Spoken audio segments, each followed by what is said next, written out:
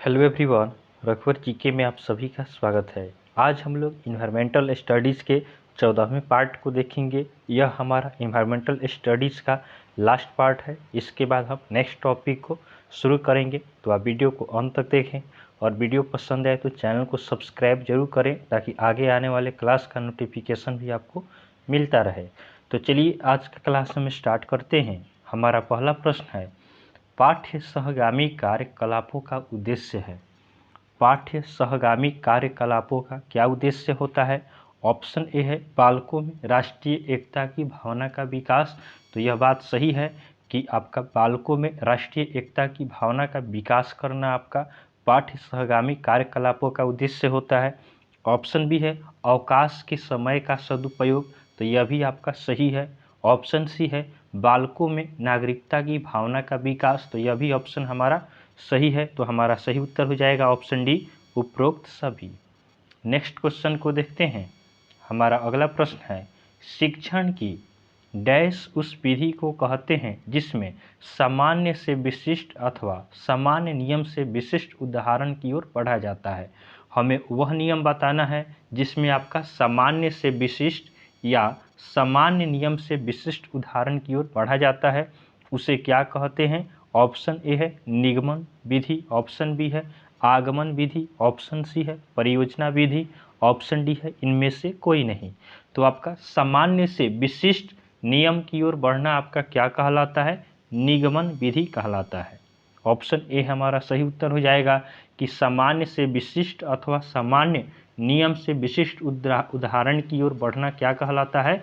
निगमन विधि कहलाता है। Option A हमारा सही उत्तर है। नेक्स्ट क्वेश्चन को देखते हैं। हमारा अगला प्रश्न है, प्राथमिक स्तर पर मानचित्रांकन सिखाने से शिक्षार्थियों में निम्न में से किस कौशल को बढ़ावा मिलता है? हमारा प्रश्न है कि प्राथमिक स्तर पर मानचित्रांकन सिखाने से शिक्षार्थियों में निम्न में से किस कौशल को बढ़ावा मिलता है? ऑप्शन ए है साफ सुथरा रेखांकन, ऑप्शन बी है गणनाएं और अनुमान, ऑप्शन सी है माप के अनुसार चित्रण करना, ऑप्शन डी है सापेक्ष स्थिति और दिशा बोध की जानकारी। तो आपका प्राथमिक स्तर पर मानचित्रांकन सिखाने से शिक्षार्थियों में निम्न में से किस कौशल को बढ़ावा मिलता है? तो इस प्रश्न का सही उत्तर होगा ऑप्शन डी, सापेक्ष स्थिति और दिशा बोध की जानकारी मिलती है। नेक्स्ट क्वेश्चन को देखते हैं। हमारा अगला प्रश्न है, पर्यावरण अध्ययन का बालक के भविष्य से क्या संबंध है? पर्यावरण अध्ययन का बालक के भविष्य से क्या संबंध है?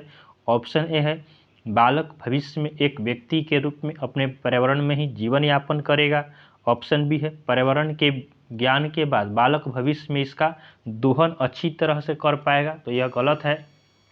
पर्यावरण अध्ययन का ज्ञान होने से हम पर्यावरण का दोहन नहीं कर सकते हैं, पर्यावरण को नष्ट नहीं कर सकते हैं। अगला ऑप्शन है बालक भविष्य में इसी क्षेत्र में रोजगार प्राप्त करेगा, ऑप्शन डी है बालक के भविष्य में पर्यावरण का कोई संबंध नहीं है। तो यह भी नहीं होगा, हमें ऑप्शन ए और सी में से चूज करना है। तो ऑप्शन ए आपका है बालक भविष्य में एक व्यक्ति के रूप में अपने पर्यावरण में ही जीवन यापन करेगा, और ऑप्शन सी है बालक भविष्य में इस क्षेत्र में रोजगार करेगा। तो हमारा सटीक उत्तर हो जाएगा ऑप्शन ए कि बालक भविष्य में एक व्यक्ति के रूप में अपने पर्यावरण में ही जीवन यापन करेगा। यह हमारा सही होगा। नेक्स्ट क्वेश्चन को देखते हैं। हमारा अगला प्रश्न है, पर्यावरण शिक्षा से संबंधित अवधारणाएं बहुतायत में डैश इन पाठ्य पुस्तकों में पाई जाती है? पर्यावरण शिक्षा से संबंधित अवधारणाएं बहुतायत में डैश इन पाठ्य पुस्तकों में पाई जाती है? ऑप्शन ए है जीव विज्ञान एवं रसायन शास्त्र, ऑप्शन बी है भौतिकी एवं भूगोल, ऑप्शन सी है अर्थशास्त्र एवं सामाजिक शास्त्र, ऑप्शन डी है उपरोक्त सभी। तो हमारा सही उत्तर हो जाएगा ऑप्शन डी, उपरोक्त सभी। तो आपका पर्यावरण शिक्षा से संबंधित अवधारणाएं बहुतायत डैश से इन पाठ्य पुस्तकों में पाई जाती है। तो आपका जीव विज्ञान एवं रसायन विज्ञान में भी पाया जाता है, भौतिकी एवं भूगोल में भी पाया जाता है, अर्थशास्त्र एवं समाजशास्त्र में भी पाया जाता है। नेक्स्ट क्वेश्चन को देखते हैं। हमारा अगला प्रश्न है, पर्यावरण शिक्षा का मुख्य जोर विद्यार्थियों को अपनी वास्तविक दुनिया जिसमें वे रहते हैं, जो डैश और डैश है, से रूबरू कराना है। हमें बताना है कि पर्यावरण शिक्षा का मुख्य जोर विद्यार्थियों को अपनी वास्तविक दुनिया जिसमें वे रहते हैं, जो डैश और डैश है, तो जिस दुनिया में रहते हैं वह क्या क्या है। ऑप्शन ए है प्राकृतिक, राजनीतिक, ऑप्शन बी है आर्थिक और प्राकृतिक, ऑप्शन सी है प्राकृतिक एवं सामाजिक, ऑप्शन डी है सामाजिक एवं आर्थिक। तो पर्यावरण शिक्षा का मुख्य जोर विद्यार्थियों को अपनी वास्तविक दुनिया में जिसमें वे रहते हैं, जो क्या क्या है, आपका प्राकृतिक है और सामाजिक है। तो ऑप्शन सी हमारा सही उत्तर हो जाएगा। नेक्स्ट क्वेश्चन को देखते हैं। हमारा अगला प्रश्न है, प्राथमिक स्तर पर विज्ञान व सामाजिक विज्ञान को एक ही विषय पर्यावरण अध्ययन के तहत पढ़ाया जाता है। यह है विज्ञान शिक्षण का डैश। प्राथमिक स्तर पर विज्ञान व सामाजिक विज्ञान को एक ही विषय में आपका पर्यावरण अध्ययन के तहत पढ़ाया जाता है। यह है विज्ञान शिक्षण का डैश है। तो ऑप्शन ए है आध्यात्मिक केंद्रीय उपागम, ऑप्शन बी है अनुशासनिक उपागम, ऑप्शन सी है एकीकृत उपागम, ऑप्शन डी है सामान्य उपागम। तो आपका विज्ञान व सामाजिक विज्ञान को एक ही विषय पर्यावरण अध्ययन के तहत पढ़ाया जाता है। यह क्या है, आपका पर्यावरण अध्ययन का एकीकृत उपागम है। तो ऑप्शन सी हमारा सही उत्तर होगा। नेक्स्ट क्वेश्चन को देखते हैं। हमारा अगला प्रश्न है, एकीकृत उपागम की व्यवस्था करते समय ध्यान देना चाहिए। एकीकृत उपागम की व्यवस्था करते समय ध्यान देना चाहिए। ऑप्शन ए है विषय वस्तु को सरल से कठिन की ओर संगठित करने में। तो यह बात सही है कि विषय वस्तु कैसी होना चाहिए, सरल से कठिन होना चाहिए। पहले आसान आसान होना चाहिए, उसके बाद हार्ड होता है। उसके बाद ऑप्शन बी है पाठ्यक्रम की विभिन्न इकाइयों को क्रमबद्ध रूप से व्यवस्थित करना चाहिए। तो आपका इकाई क्या होने चाहिए, क्रमबद्ध रूप से व्यवस्थित होने चाहिए। तो यह भी सही बात है। ऑप्शन सी है मंद बुद्धि और पिछड़े छात्रों की अधिगम गति को बढ़ाना। तो यह भी बात सही है कि जो मंद बुद्धि और पिछड़े छात्र हैं उनके अधिगम को बढ़ाना चाहिए। तो हमारा सही उत्तर हो जाएगा ऑप्शन डी उपरोक्त सभी। नेक्स्ट क्वेश्चन को देखते हैं। हमारा अगला प्रश्न है, विज्ञान से सामाजिक विज्ञान के निम्नलिखित में से किन विषयों का विशेष सहसंबंध होता है। विज्ञान से सामाजिक विज्ञान के निम्नलिखित में से किन विषयों का विशेष सहसंबंध होता है। ऑप्शन ए है इतिहास एवं भूगोल, ऑप्शन बी है नागरिक शास्त्र एवं अर्थशास्त्र, ऑप्शन सी है नागरिक शास्त्र एवं इतिहास, ऑप्शन डी है पर्यावरण अध्ययन एवं अर्थशास्त्र। तो आपका विज्ञान से सामाजिक विज्ञान के निम्नलिखित में से किन विषयों का विशेष सहसंबंध होता है। तो हमारा सही उत्तर हो जाएगा ऑप्शन सी नागरिक शास्त्र एवं इतिहास का। नेक्स्ट क्वेश्चन देखते हैं। हमारा अगला प्रश्न है, पर्यावरण अध्ययन अपनी विषय वस्तु भूगोल व जीव विज्ञान के अतिरिक्त मुख्य रूप से निम्न विषय से प्राप्त करता है। पर्यावरण अध्ययन अपनी विषय वस्तु भूगोल व जीव विज्ञान के अतिरिक्त मुख्य रूप से निम्न विषयों से प्राप्त करता है। ऑप्शन ए है राजनीति विज्ञान, ऑप्शन बी है दर्शन शास्त्र, ऑप्शन सी है विज्ञान, ऑप्शन डी है चित्रकला। तो हमारा सही उत्तर हो जाएगा ऑप्शन ए राजनीति विज्ञान। तो आपका भूगोल व जीव विज्ञान के अतिरिक्त आपका राजनीति विज्ञान से आपका पर्यावरण अध्ययन अपने विषय को प्राप्त करता है। अगला प्रश्न है, पर्यावरण अध्ययन के संदर्भ में कथन विधि का दोष है।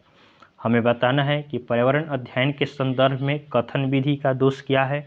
ऑप्शन ए है छात्र निष्क्रिय हो जाते हैं, ऑप्शन बी है अध्यापक आलसी हो जाते हैं, ऑप्शन सी है विषय वस्तु पर्याप्त नहीं होती, ऑप्शन डी है अतिरिक्त ज्ञान मिल जाता है।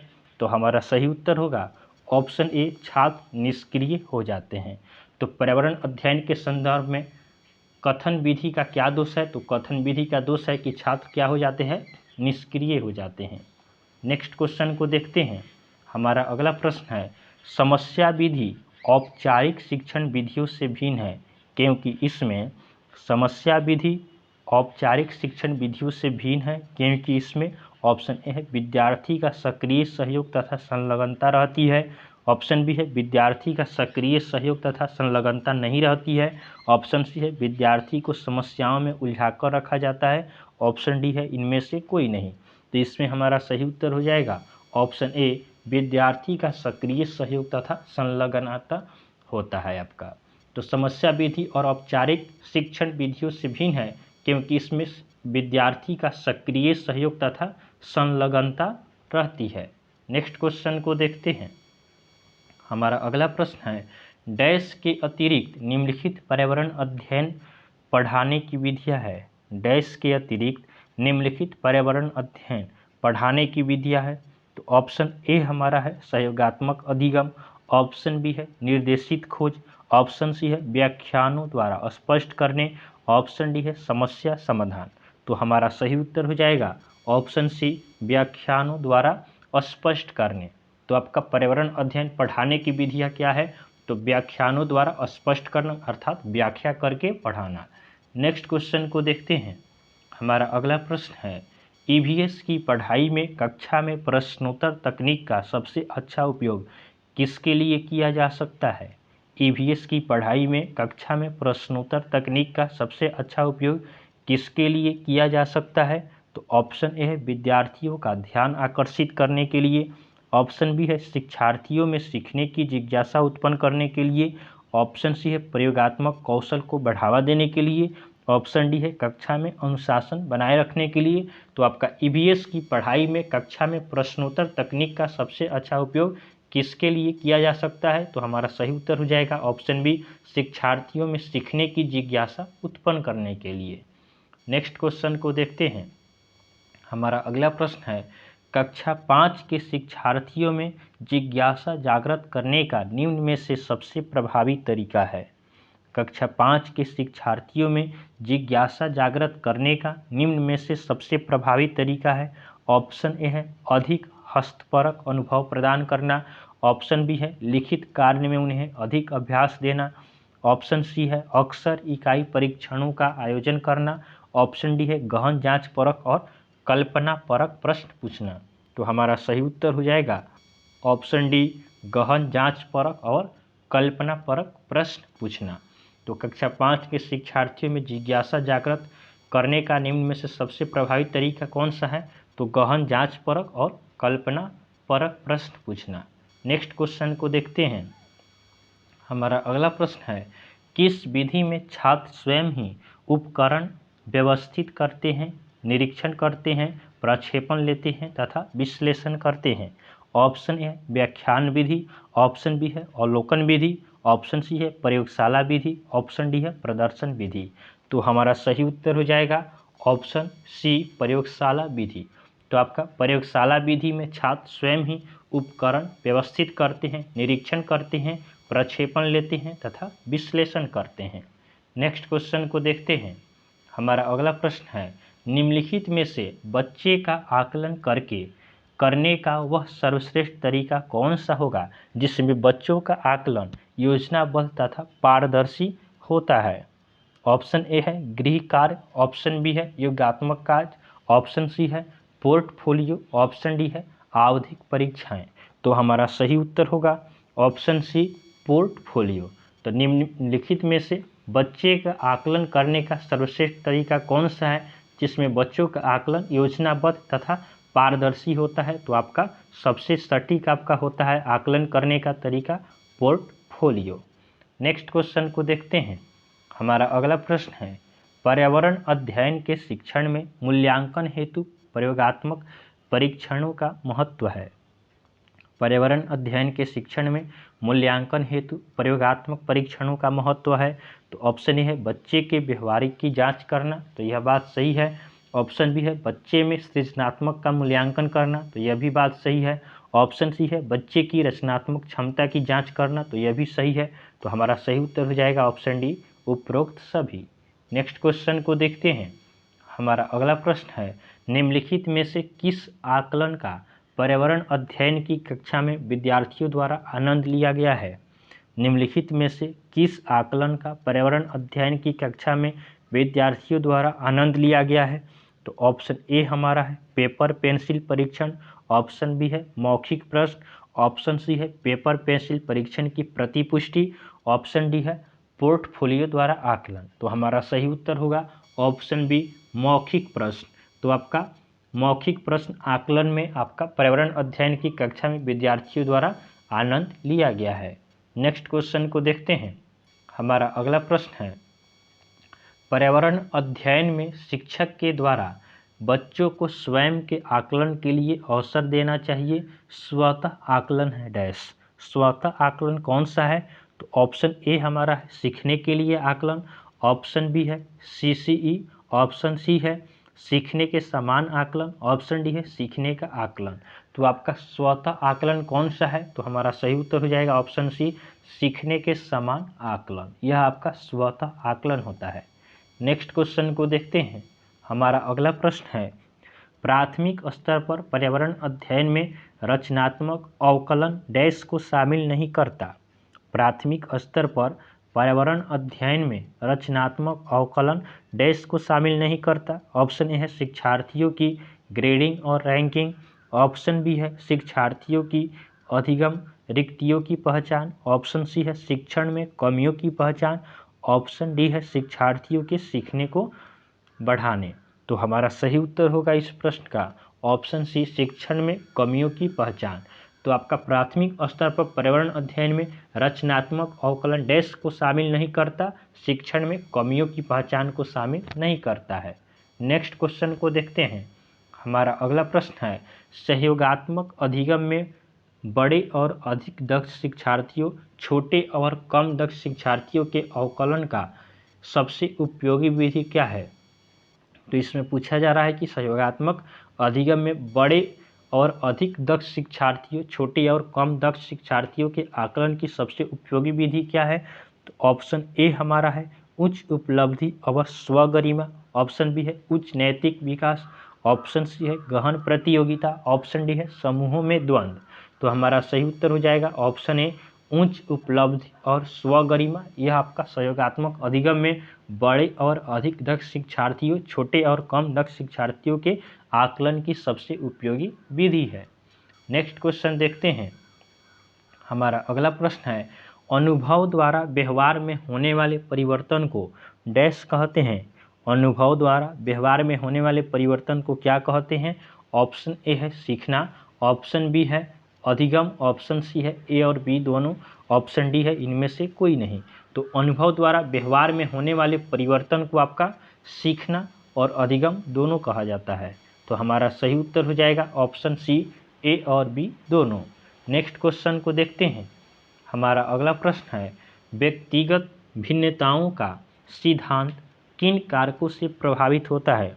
व्यक्तिगत भिन्नताओं का सिद्धांत किन कारकों से प्रभावित होता है? तो आपका ऑप्शन ए है सीखने की क्षमता, ऑप्शन बी है स्तर के वातावरणीय कारक, ऑप्शन सी है जन्मजात कारक, ऑप्शन डी है उपरोक्त सभी। तो आपका व्यक्तिगत भिन्नताओं का सिद्धांत किन कारकों से प्रभावित होता है?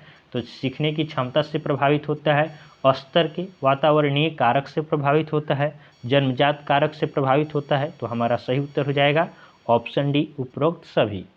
अगला प्रश्न है पर्यावरण अध्ययन के अंतर्गत निम्नलिखित में से किस विषय का अध्ययन किया जाता है?